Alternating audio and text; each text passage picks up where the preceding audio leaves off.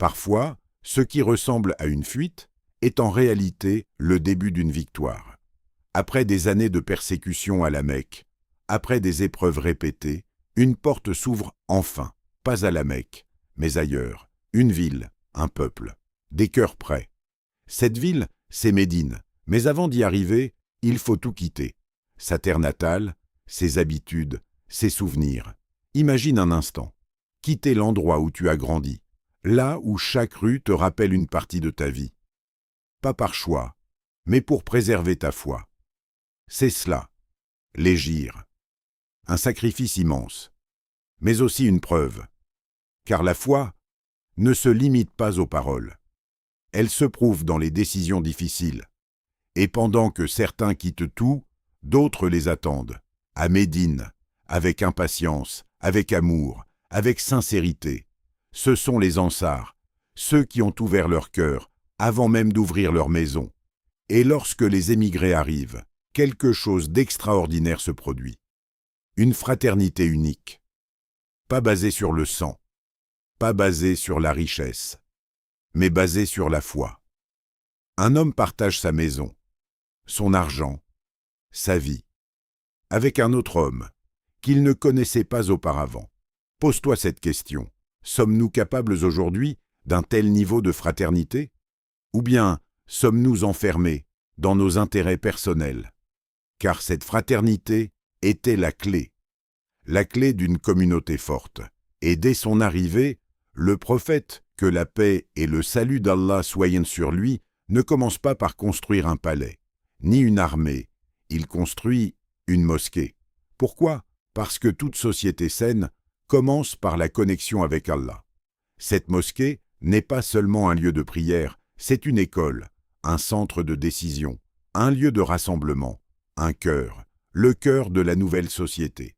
Et petit à petit, les fondations se posent, des lois sont établies, des règles de justice, des relations équilibrées, musulmans, non-musulmans, tribus différentes, tous vivent dans un cadre organisé.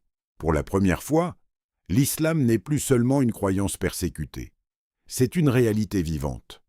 Mais penses-tu que les ennemis vont rester silencieux? Non, car quand la vérité prend de l'ampleur, elle dérange. Et très vite, les tensions reprennent. Mais cette fois, la situation est différente. Les musulmans ne sont plus faibles.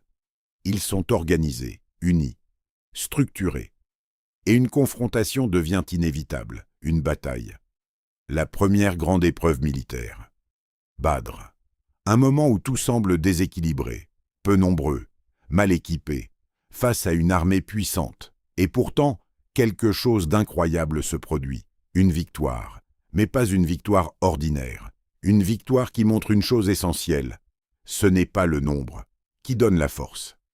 C'est la foi, c'est la sincérité, c'est la reliance à Allah. Mais attention, la victoire peut aussi être une épreuve, car elle peut amener la confiance excessive.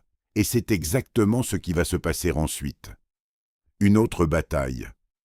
Uhud. Au début, tout semble bien se passer. Les musulmans dominent. Mais une erreur, une désobéissance, un moment d'inattention, et la situation bascule. Une leçon, dure, mais nécessaire. Car même dans une cause juste, la désobéissance a des conséquences. Et Allah enseigne à travers les événements. Puis vient une autre épreuve, encore plus intense, une coalition immense venue pour détruire Médine. Tout semble perdu, mais une idée, une stratégie, une tranchée, quelque chose d'inédit. Et face à cela, les ennemis sont bloqués, impuissants. Le temps passe, et ils finissent par partir. Encore une victoire. Mais surtout quand une confirmation. Quand la foi est accompagnée de sagesse, elle devient invincible. Et petit à petit, l'équilibre change. Ceux qui étaient persécutés deviennent une force respectée. Mais le moment le plus marquant approche. Le retour. Le retour à la Mecque. Là où tout a commencé. Après des années de conflits, de batailles, de tensions constantes, une situation inattendue se présente. Le prophète, que la paix et le salut d'Allah soient sur lui, voit en rêve qu'il entre à la Mecque. Paisiblement, sans guerre. Un rêve. Mais chez les prophètes, les rêves sont une vérité. Alors ils décident de partir. Pas pour combattre, mais pour accomplir un acte d'adoration, la Umrah, un message fort. Nous ne venons pas pour la guerre, nous venons pour Allah. Mais en chemin, les Quraïsh bloquent l'accès. Refus total. La tension monte, tout peut basculer.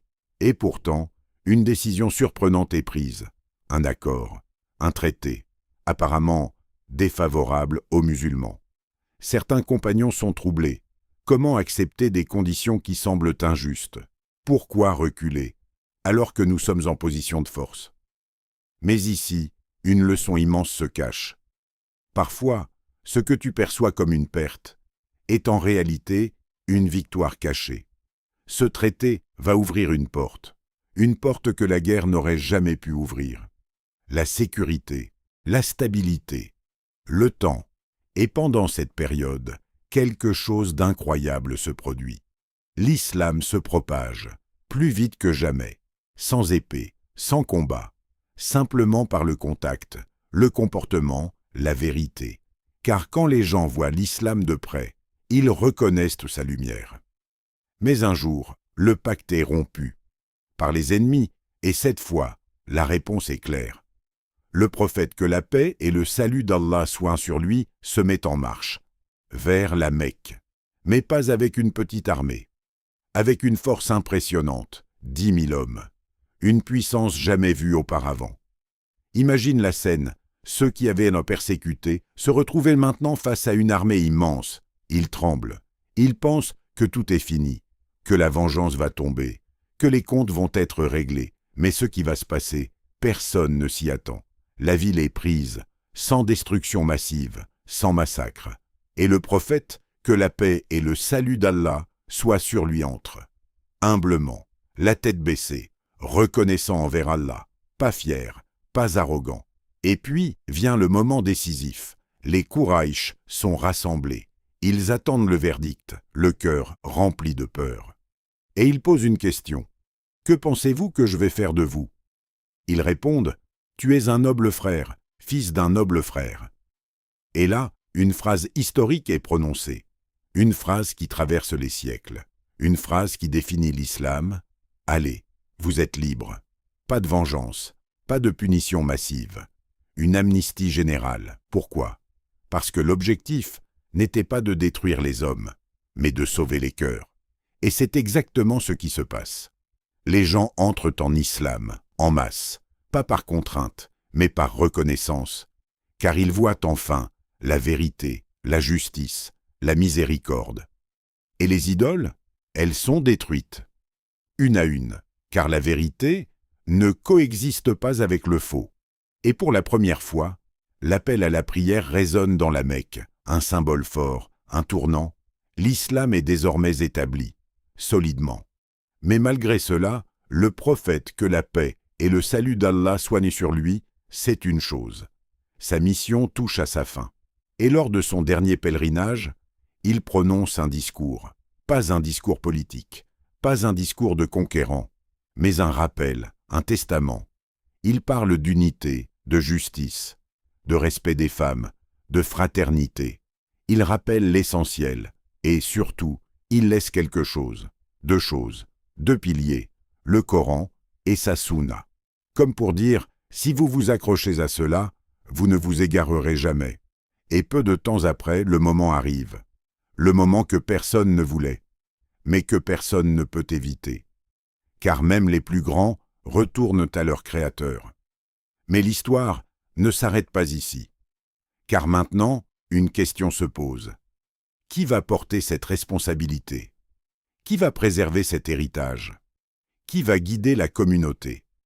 Abonnez-vous pour ne pas rater la suite. L'aventure continue.